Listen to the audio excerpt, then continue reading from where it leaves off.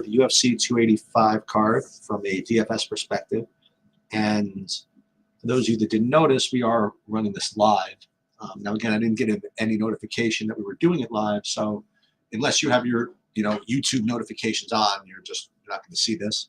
But if you do want to come in and ask a couple of questions along the way, I don't expect too many people here, again, with no notice, but feel free to come on in here.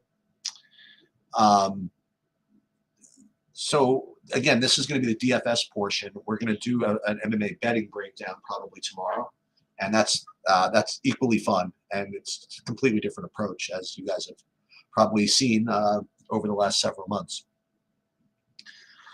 So it's quite a good card. I mean, we have a full 14 fights right now. Hopefully, we don't lose any, and we've got a lot of name value. We have a lot of talent, and it's a very, very difficult card from a DraftKings perspective because you have a lot of really, really big big favorites. Well, that means you have a lot of big underdogs, right? And again, the way DraftKings pricing works, it's not exactly dynamic. Like they'll put a couple of guys over 9K, a couple of guys, under 7K, and that's going to be kind of the range. And they don't really distinguish between a guy that's minus 300 to win as opposed to minus 800 to win. And the thing is that you have to pick some underdogs to make your lineups work. And when you have underdogs that have very little winning chances, it becomes very, very challenging because you do want to, access those high ceiling type fighters. Yet this is the way DFS works, right? You can't do that without putting low salary fighters in there. And when the low salary fighters have very, very little winning chances, it makes things difficult. To that end, by the way, one of the things I had put in my sheets starting this week is something really interesting. It seems very, very simple, and these are early, whatever. I actually do put in just chance of winning, okay? And yes, that is already factored into the projection, but I think it's something to keep in mind. Right, that if you have to pick these underdogs, it's just very unlikely that you're going to be picking them in your lineups when they're less than 20% chance to win. It doesn't really matter what the leverage is, because it just happens so infrequently that the actual get the win that it's probably just like a throwout. Like for example, this week we have literally a 15-1 underdog in Jamie Pickett. And yeah, he's going to be like 5% owned or something like that. But it's just his winning chance is so low, you probably just don't want to play it at all. So that's something to keep in mind. So what we're going to do is we're going to go through the card, and we're looking for good inside the distance props, good grappling upside, and things like that. But we're really trying to think about what underdogs we can even play to fill in our lineups. Because as we get to them, there are a couple of really high ceiling guys that we do want to get to. And it's that context of the slate we have to really keep in mind. So this first one is just kind of added to the card at the end. And this is Esteban Ribovic versus Loic Razbadov. So you have a minus 300 favorite. And what that usually translates to, if you were going to price it right on DraftKings, I expect to see probably like 9K, 7,200, something like that. And I think they did a pretty good job of that part. Yeah, it's exactly 9K, 7,200. So what you're looking for in a 9K fighter in general is somebody that either has about a chance to win inside the distance, about pick 'em, in other words, like a minus 110 inside the distance prop, or a significant amount of grappling upside. So when we look at the metrics here, you have we always look at the favorite first. You have Rajabov, who has inside the distance prop of not quite good enough. It's like +1. If you account for Vig, probably like +170. So unless he has a significant amount of grappling upside, wrestling upside, it's probably not that great of a play.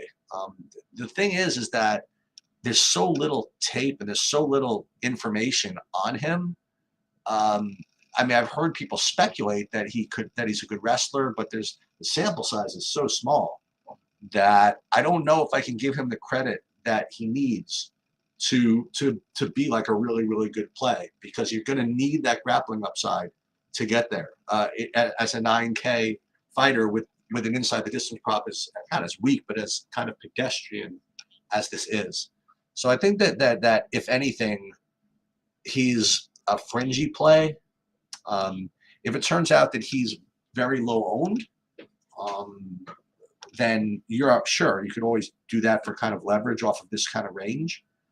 Like right now, my ownership projections are really, really weak. I haven't really tightened them up yet, but like for now, I have him at where is he? Can't even find him on my list. He's somewhere. I promise you he's somewhere.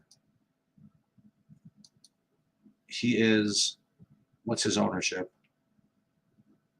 Not Ribovich. Who is he fighting? Oh, there it is, Loic. I'm 21%, which is probably about where it should be. So it's not really that great of a, it's really just not that great of a play. Moving up, you have Damon Blackshear versus Farid Basharat.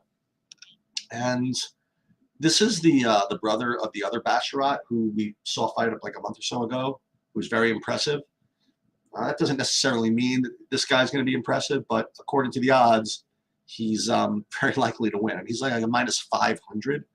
So if you were going to price this just based on the money line, I mean, a minus 500 probably should be about 90, 700 or something like that, 9,600. But because, again, the way DraftKings price, you're only pricing him at about 9,100. So he's better. He's much better value, for example, than Rostabov. But we still have to look and see if he's a good play. Right? We still have to look and see what his inside the distance prop is. And likewise, at 9,100, that's what we're looking for. You're looking for an inside the distance prop of about pick'em, or in the absence of that, a good amount of grappling upside.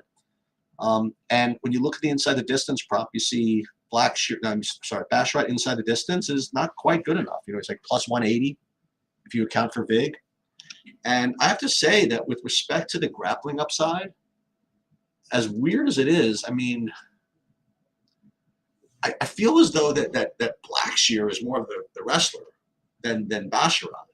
So I don't know if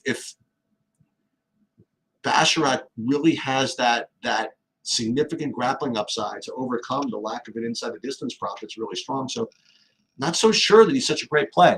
The first thing I forgot to mention, by the way, I left this this Rajabov fight without speaking about the underdog, because at plus 230, at least he's got a chance. So we do have to take a look at his. So we'll get back to it for just a second. See, Rubovich inside the distance is plus like 330.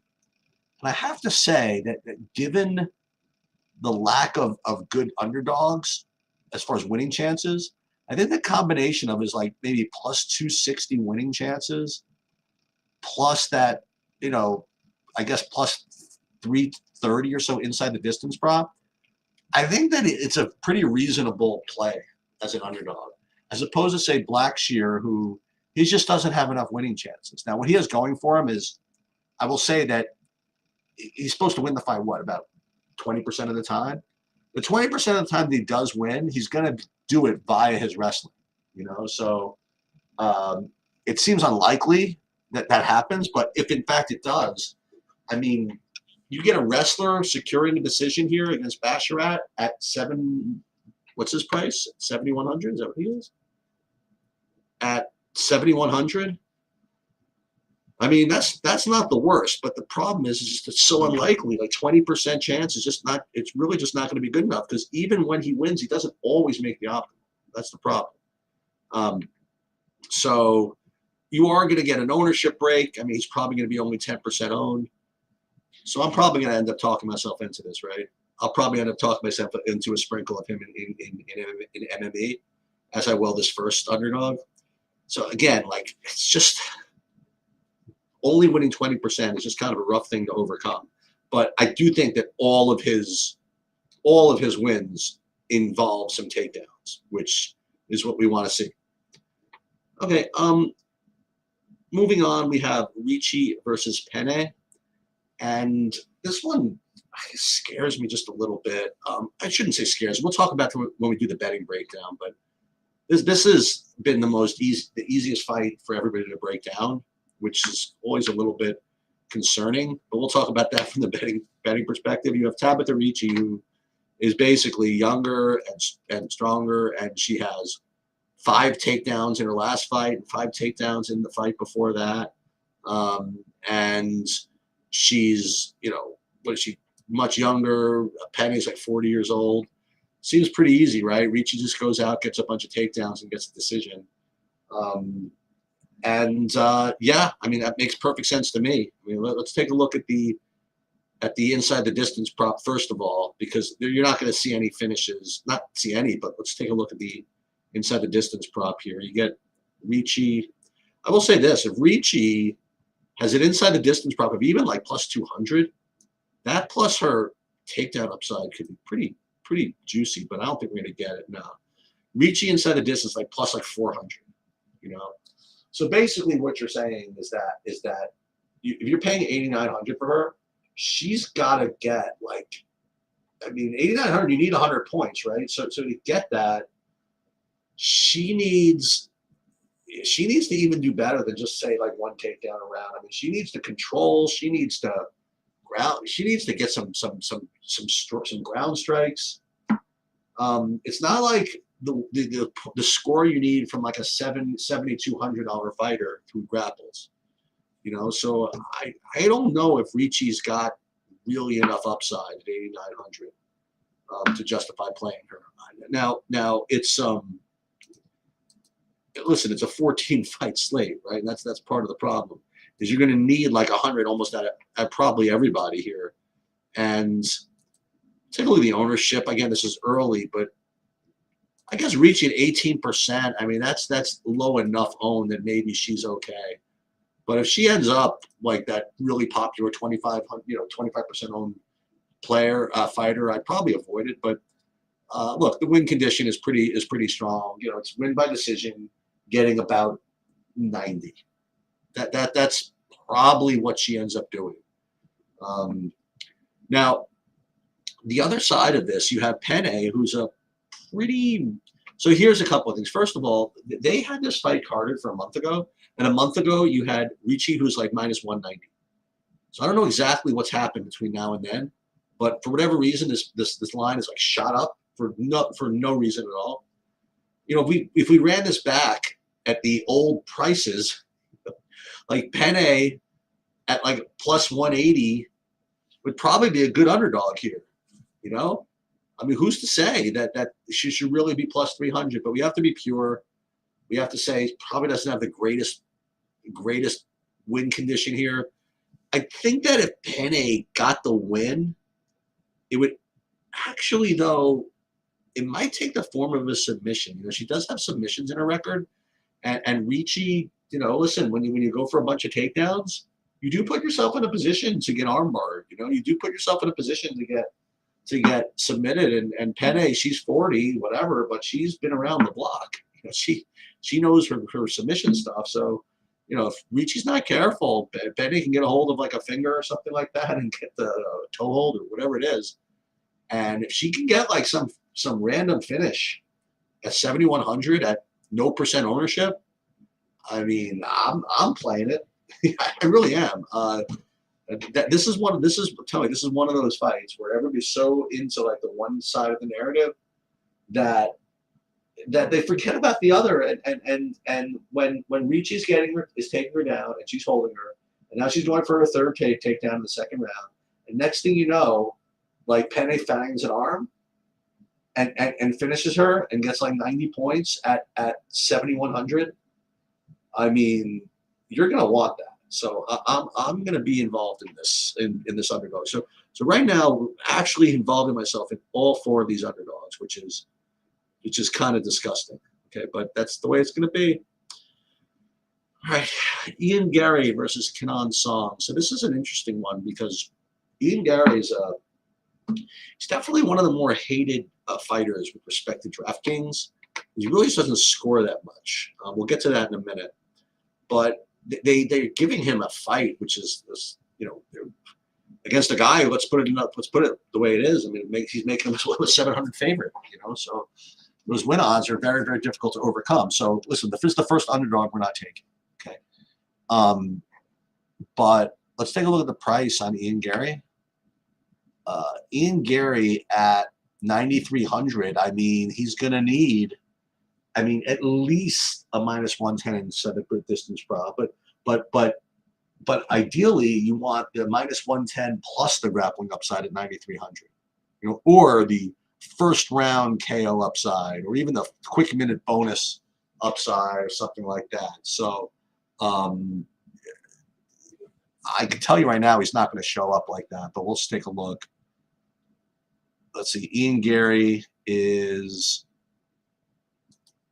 inside the distance would be. Again, I always have issues with the site. Excuse me. Gary inside the distance is like forever here. There it is. Minus.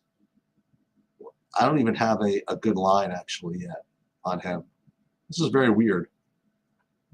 Why don't they have a good line on him? Well, we could pull that up on DraftKings. Hang on just a second. Let me go find this on the other page. Now it's probably not going to. Oh, it will let me actually. So let's do that. Let's go into the sports book and let's see if we can find the odds on inside the distance for Gary. That's pretty weird. Then on best fight odds we don't see it. Let's just see. Let's find Ian Gary.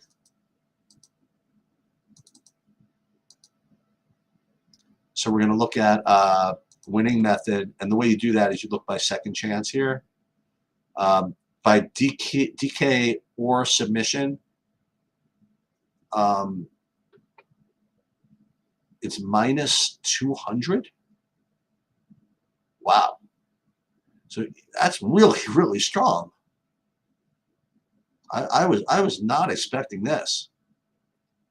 Ian Gary with an extremely strong inside the distance prop.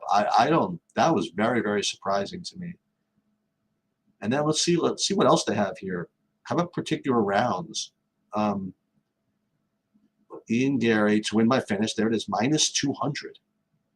I mean, that's pretty damn strong. I wasn't expecting this. Wow. Let's look at the round props. Ian Gary in round 1 is +150. So shows what I know. He's basically the best play on the slate so far. Not to mention that he actually does have a little bit of grappling upside. So here we go. This is I'm very surprised at this result actually. But we're doing it live, and that's what we see. So let's go back in here. Let's pull up the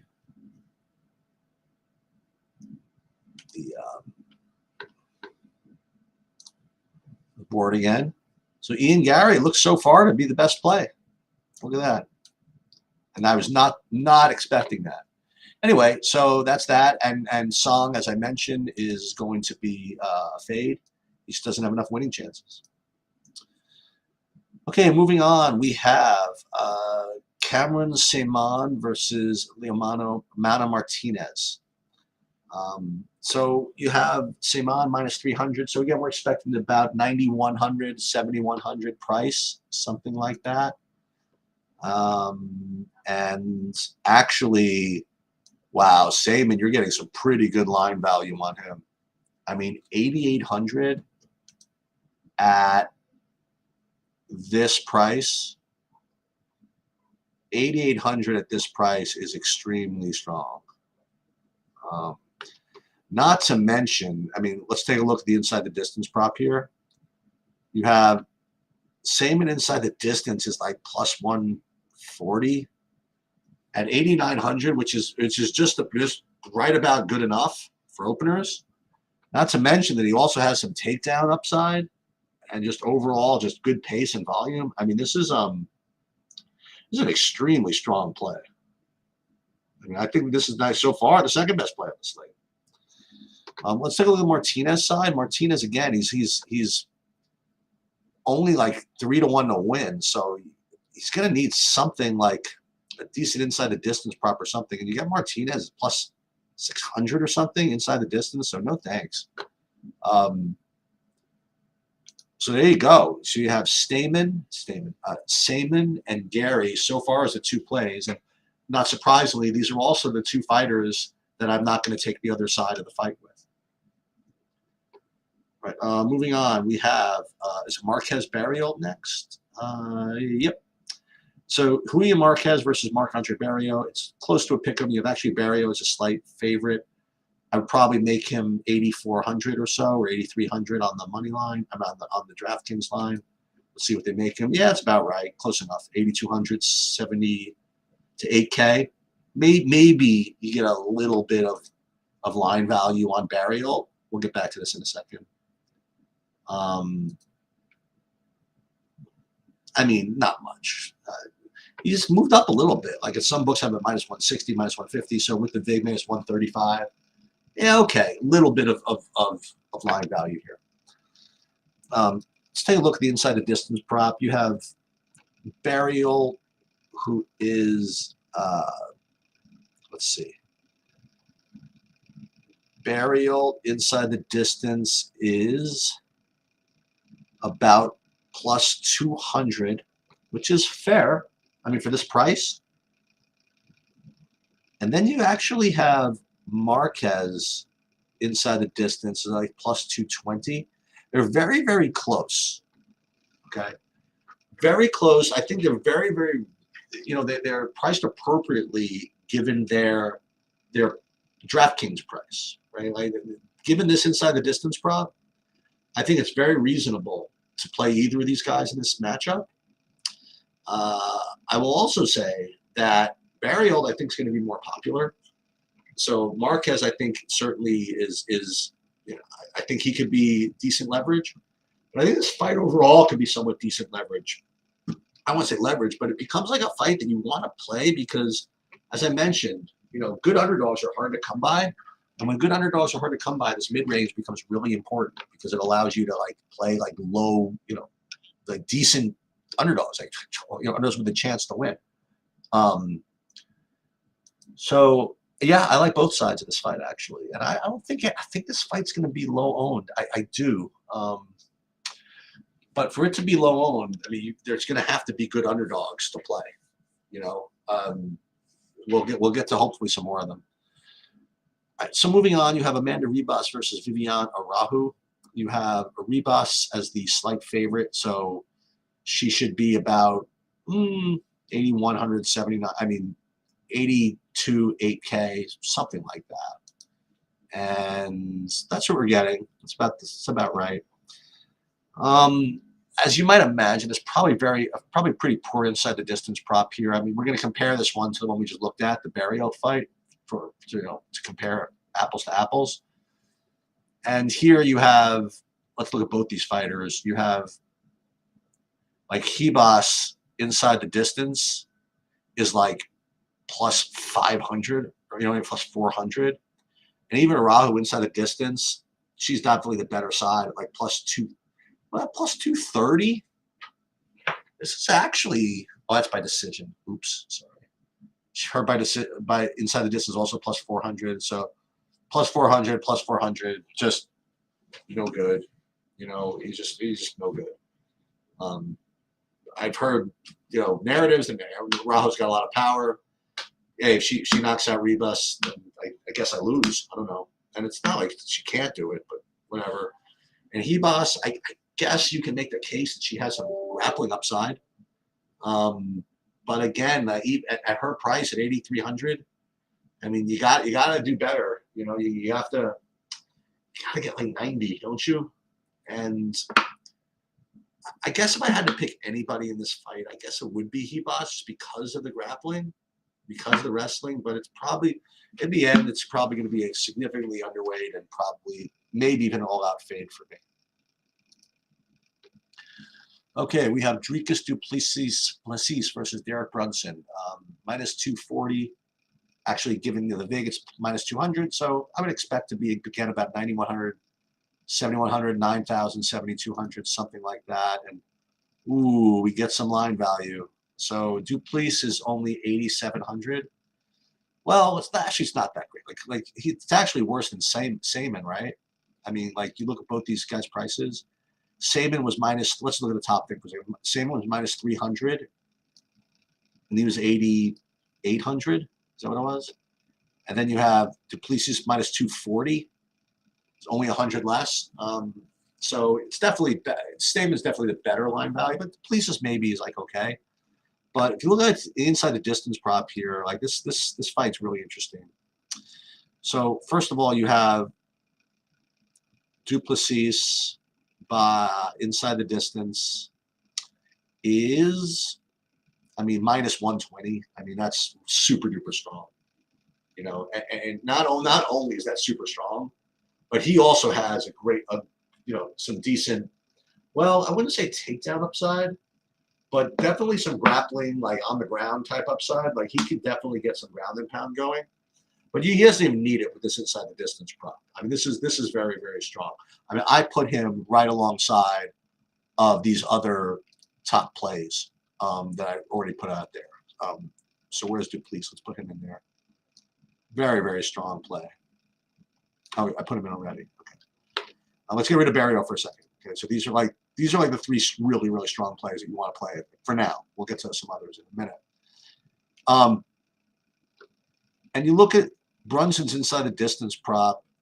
It's non-existent, but Brunson, his entire path to victory is going to be in the grappling. Excuse me, is in the wrestling. And we've seen this before from him,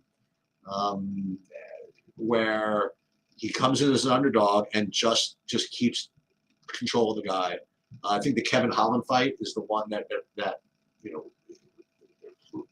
it's the one I'm thinking of right now. But this is what he's done his whole career. Now it's not as if he's a spring chicken or anything like that. He's 39 years old, but it's what the guy does. I mean, it's definitely a tough matchup for him. I mean, Duplessis is much, you know, very, very active, and he might be able to get taken down, get up, and ground and pound him anyway. I don't know if he can survive that pace, but if you play Duplessis, I mean, you are running the risk of, you know, Brunson getting a takedown first round and riding out that whole first round, you know, and then you're kind of screwed. But, you know, that's all been factored into the price. You know, that's all been factored into the fact that he's minus 120 inside the distance. I mean, that's the one thing is that in Duplessis wins here, I think he's going to score well. You know, like even in his last fight where he didn't get takedowns, not his last fight he got a bunch of takedowns, but in the fight before that against Tavares, he was still extremely active. You know, so I think that Duplessis is a very, very strong play. But Brunson though, at plus 220, you know, he's going to win this fight 30% of the time, right? And of the 30% of the time that he wins, I think that it's safe to say that he gets 3 takedowns at least. I would say 100% of the time, right? So if he's going to get, and if he's going to get 3 takedowns, remember, we're presuming he wins. We're not saying can he get the takedowns. We're not saying, oh, he can get the takedowns and then he can get reversed and lose. You know, I'm saying if he does win, which does happen according to these odds 30% of the time, I'm considering he's going to have to get at least 3 takedowns, and I would say a minimum of 10 minutes of control time, right? So if we want to figure out like what that is, just for fun, this is a tool that I have. I do want to put this up on the site eventually. We're looking to get an API call where we can get this automatically. But to say what that is, let's say you want 10 minutes of control time. Let's even do a little less. Let's put 500 seconds of control time. We'll go 3 takedowns. We'll do like, I don't know, even 50 significant strikes, maybe 50 strikes, 30 significant strikes, if that, and a decision win. So that's 76. So 3 takedowns, 50, 30. 70 is not going to, 76 is probably not going to be enough, right? If you got 5 takedowns, then it might be enough. And if you got more than this in significant strikes, then obviously, you know, we could pull this up. But it's not so easy to get there, actually, you know, without getting a finish. And it's funny. So I think that Brunson is an okay underdog play. You know, keep something in mind. You know, Duplessis is probably going to be one of the more popular fighters. So if in fact you do get that 30% home where Brunson wins, I mean, this is probably the, what the scoreboard is probably going to look like. He'll get like around 80 or so, 85, but you're also going to be getting leverage on all of the Duplessis lineups, which will exist. I mean, I already have him at 35%. So it's gross again, but I think I'm going to take some shots on the underdog as well. Do I think he's going to win? No. But when he does win, I think you're very happy with it. Okay, we'll get back to Valentina in a minute. What's the next fight we want to do? We'll do Trevin Jones versus Cody Garbrandt, and forget about everything else. Forget about the narratives. Forget about all the stuff you're hearing. Let's just look at the numbers for this one. You have Cody Garbrandt is minus 177, so with the VIG it's like minus 160. So he's probably about an 8,600, something like that. Let's see what he is actually. 8,500, perfect. So there's no line value here. That's totally fair. So if you want to start with the favorite, if you're 8,500, you probably need an inside the distance prop of about plus 170 or plus 160. Remember, we were accepting like plus 200 for the 8K fighters, and we wanted like even money on the 9K fighters. So in the 8,500s, I think it's pretty fair to say we want about, maybe plus 160 or something like that, or maybe plus 150, maybe some wrestling upside. All that would help. Let's take a look and see what we have here. I mean, we do have Garbrandt inside the distance once this unfreezes. Garbrandt inside the distance is very, very strong, like plus 120 or something like that. Depends on where you go, but this seems like a pretty reasonable, I mean, to say the least, inside the distance prop for Garbrandt, and I'm not really seeing too much love on this in the on the streets, So it's weird. I mean, who's betting this? I mean, all I'm hearing about is how Trevin Jones is going to knock him out, or that Garbrandt is washed, or whatever it is. So I don't know. All I'm seeing here is an inside the distance prop is very reasonable for that price. So I'm in there. As a matter of fact, I think the sucker bet is the other side. You have Jones. His inside the distance prop is plus 300. For plus 300, that's what we need for like $7,300 fighters, $7,200 fighters. I mean, he's 7,700. I don't think I'm particularly interested in that side of it. I mean, I think the Garbrandt side could be somewhat sneaky here. It's a guy that nobody likes to play because, I mean, look at his log here. KO, then a loss. He had one win here, and then like a whole bunch of losses. I mean, boy, oh boy, who wants to play that? And no result wins. This one wins. How about that? How about 12 takedowns in 2016? Actually, that's not 12. That's not 12 takedowns. 12 significant strikes. Sorry, that's an early first round KOs. So he's got some KO upside here. Why not? It's a long time ago, but we'll see. We'll just see what happens. He did lose to Andre Munoz. Oh, it was Pedro Munoz. Sorry. So yeah, I think this could be a kind of a low-owned option. We'll take a look at the ownership right now, but let's just see what it is. Garbrandt only 20%. I mean, it's a rough one to play if you know something about MMA. So fortunately, I don't. All right, moving on. You have Bo Nickel versus. We're going to do that one first, or we're going to do yeah, we're going to do the Bo Nickel one first. So Bo Nickel is a three-time NCAA championship wrestler from Penn State, and he's gotten into MMA and has been training really hard. He's been doing terrific. He just starches everybody. Has good submission skills now, and this is a very well-anticipated debut in the UFC. And they're giving him, Jamie Pickett, who, he shows up on these cards every once in a while, and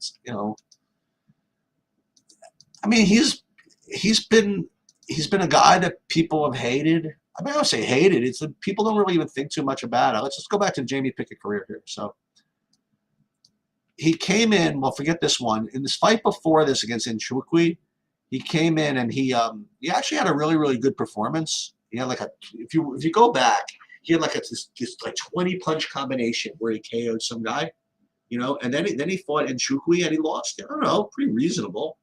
I mean, lost a three round decision to Kenny Nchukwi is okay. And then he fought against Jordan Wright, and he was one of the more popular fighters on the slate against Jordan Wright. Because Jordan Wright always loses to everybody, and Jamie Pickett was like 8K that night, yeah, and he was like really popular, and he just got blitzed. Okay, so from that moment on, he's basically like the most hated man in America. So then he came back at 7,200 as an underdog, and won a very grinded it out, decision against Tripoli. Didn't win anybody any money because look, he only scored 66 fantasy points. Then he comes back and he fights Joseph Holmes. He wins again, another like very pedestrian performance. But you know what? Got 2 takedowns of his own, And listen, he doesn't care about his fantasy points, even though it was only 66. But as an underdog, he wins again. Then he comes and he fights Kyle Dawkins, and he lost by sub. And then they ran him up against Dennis Touloulian, and they actually made him the favorite in this by a little bit. And he was okay in the first round. Then he got just kind of overwhelmed in the second round. So now they're putting him in against the hype train, and I say that lovingly. I'm sure he's like awesome, and you're getting the highest win odds I've ever seen in MMA, and that would be 20-1, which is what nickel is. Now, if you had to price nickel on DraftKings based on what his win odds are, you'd probably be like 12,000 or 13,000 or something like that. But remember, keep something in mind. You can't win more than once. You know what I mean? Like, what do I mean by that?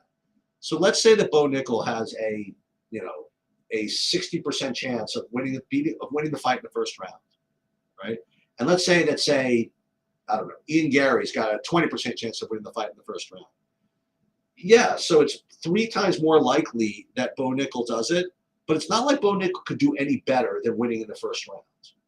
You know what I mean? Like if let's say if Ian Gary, as an example, wins in the first round, then it doesn't matter that Bo Nichols is minus 900. It doesn't matter if he's minus 5,000. Okay, the score is the score, and you can't increase the ceiling just because of your win odds. What you can increase is the likelihood that you reach the ceiling. But I don't know, it's just something to consider. But you look at some of these props here. It's like it's really actually quite amazing. We'll look through it just to give you a couple of examples. So Bo Nichols, Nichols wins by TKO is minus 230. Win by submission is minus 170 or so, minus 140. Inside the distance, he is minus 400 to win inside the distance. Okay, as a matter of fact, it's almost is it a pick'em? No, it's not quite a pick'em. Nichols wins in round 1 is minus 200, minus 180 it looks like. Okay, so 67% of the time implied by the odds he's going to finish in the first round. That doesn't include the times that he finishes in the first 60 seconds, where you get the 130-point bonus or whatever it is. You get the 120-point bonus. You're scoring 130 points. Okay, so through all of that, he should be 14,000, but he's not. He's 9,600. So he's clearly the best play. And listen, as I like to say, I mean, if you can afford him, play him. And I'll tell you this: that there have been 9,600 fighters that have been much worse than this. So if you could play him, that's great. But again, what you have to consider is what playing him does.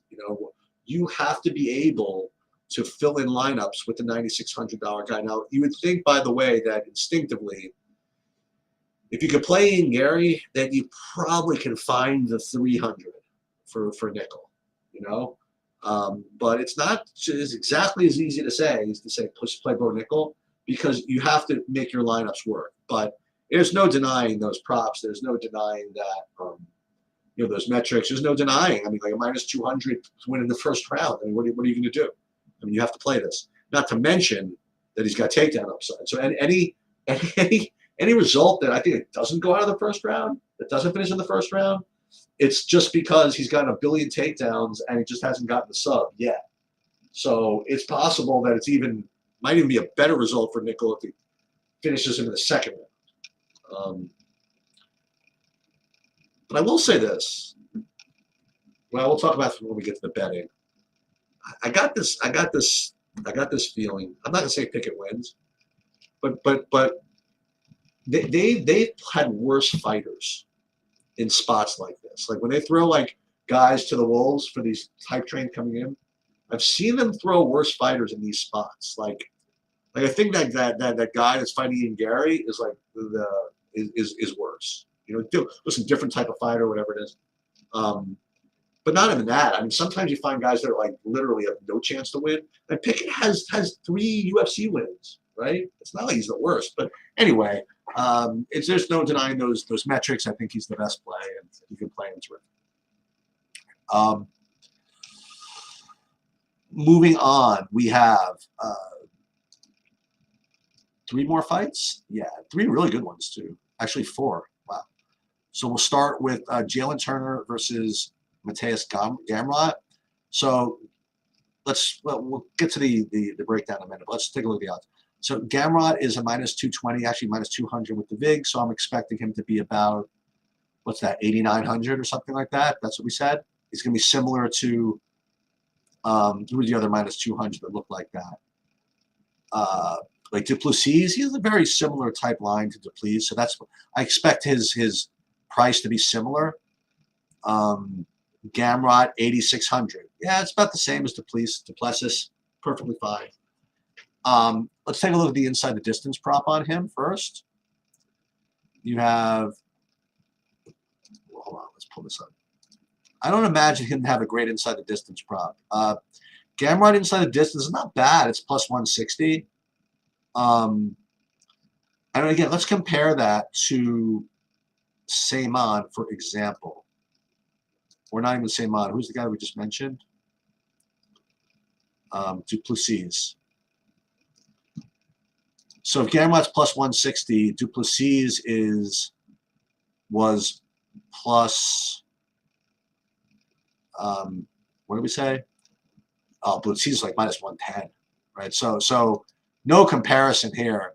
The only thing I would say though is that Gamrot's got an incredible takedown upside here. I mean, he gets a bunch of takedowns against, let's just put it this way, against much better grapplers than Jalen Turner.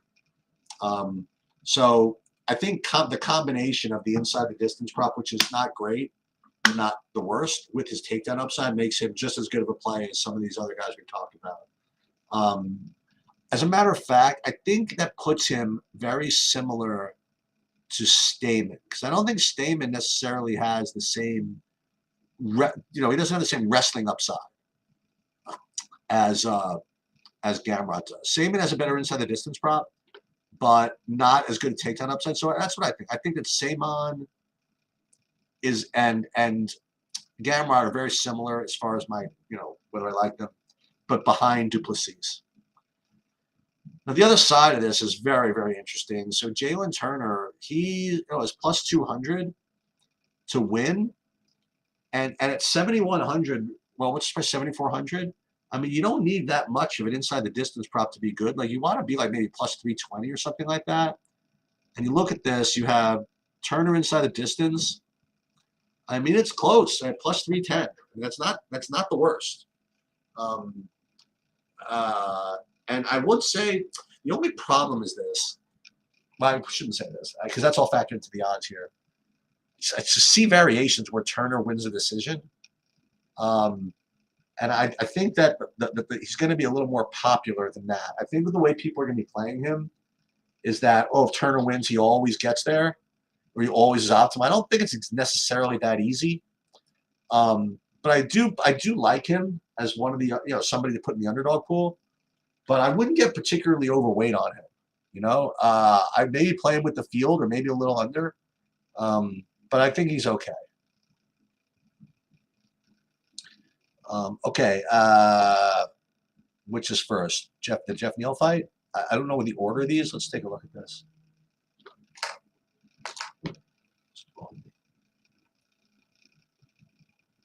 Sorry about that. You get a special trading desk secret. No. Just volunteer.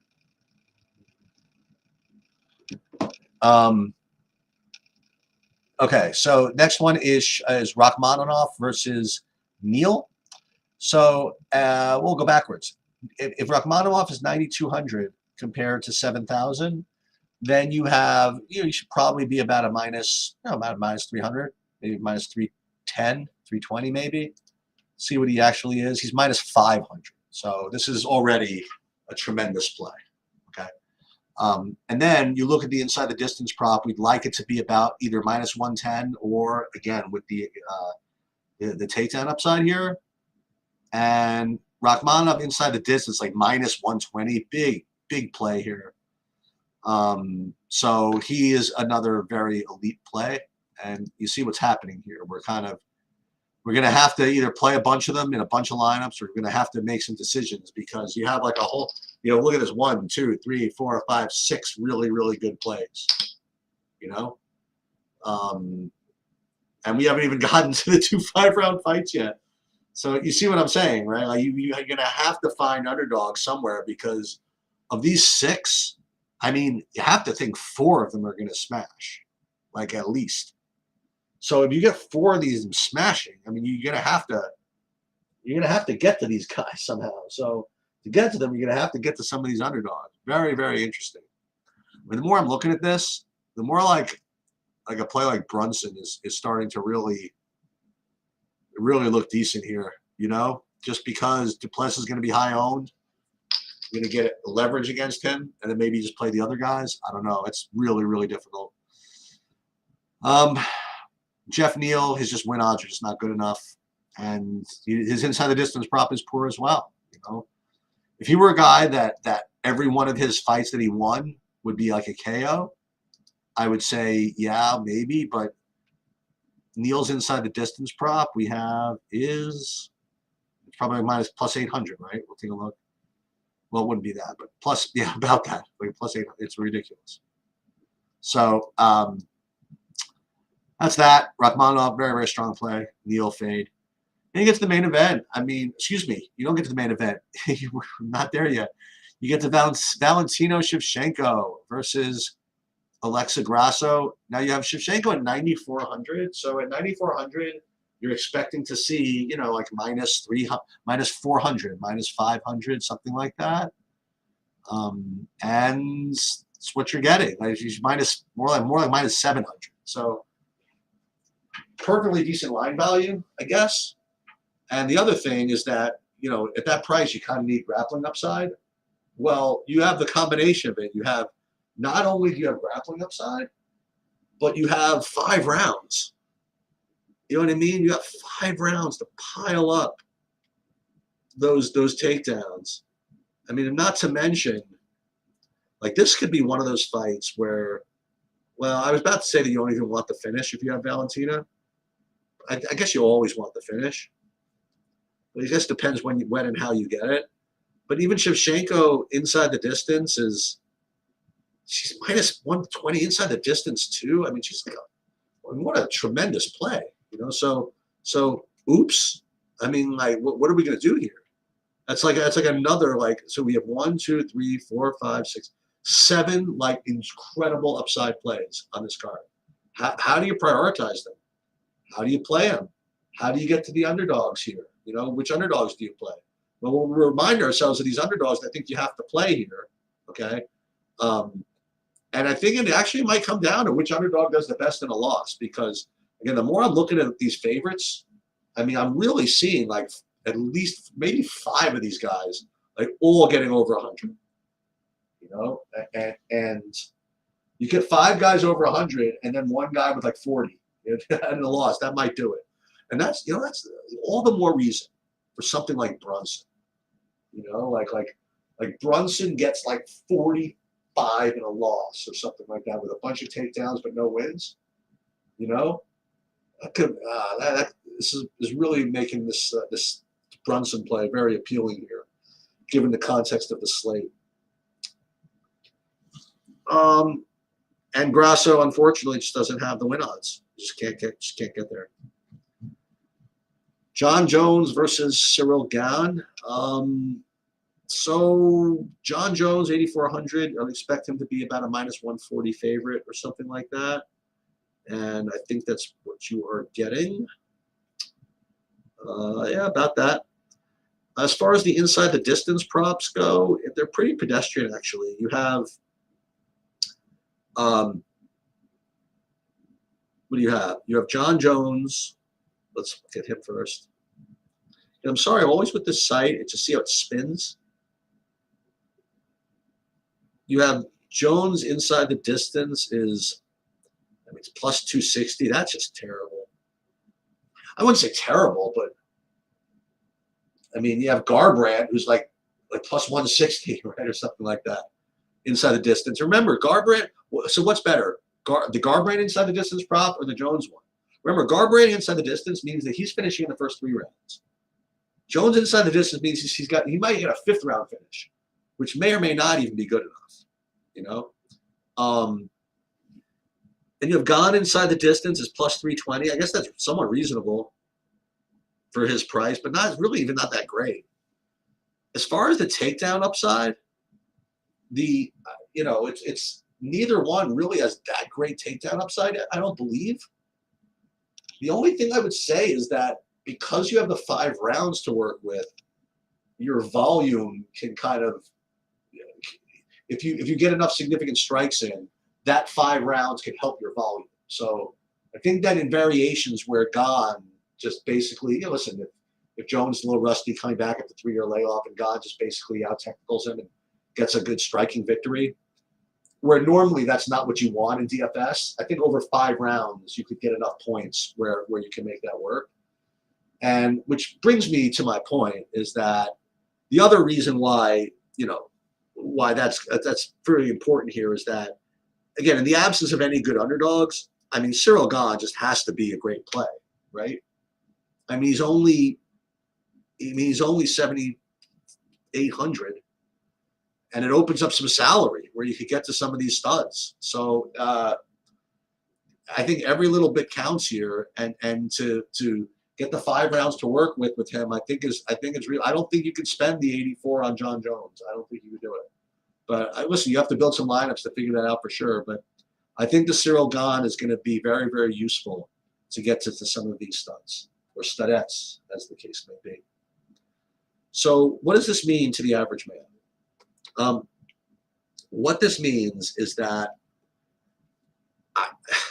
to get to these studs, you can either, let's just say we were going to just take 2 of them out.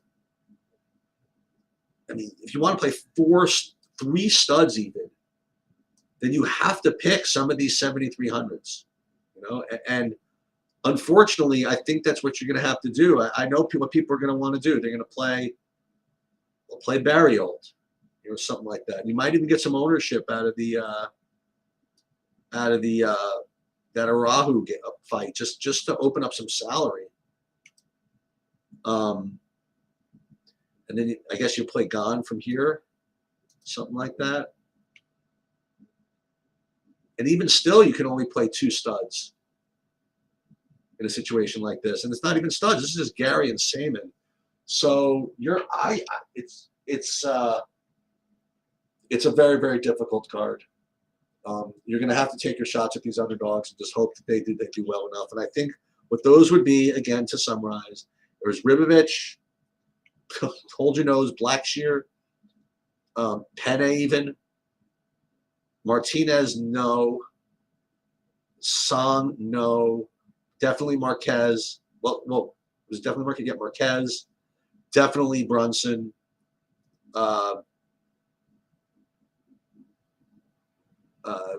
Not Trevin Jones, not Pickett. You have to play some Jalen Turner. Gone.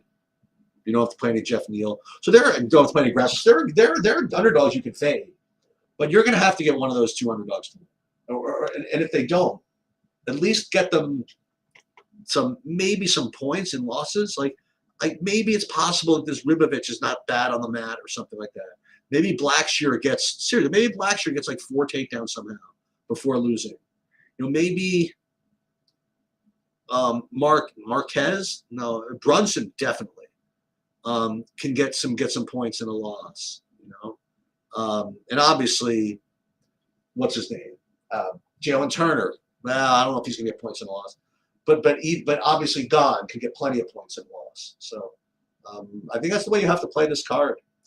So stay tuned tomorrow from a betting perspective, where we take a completely different look at all this. And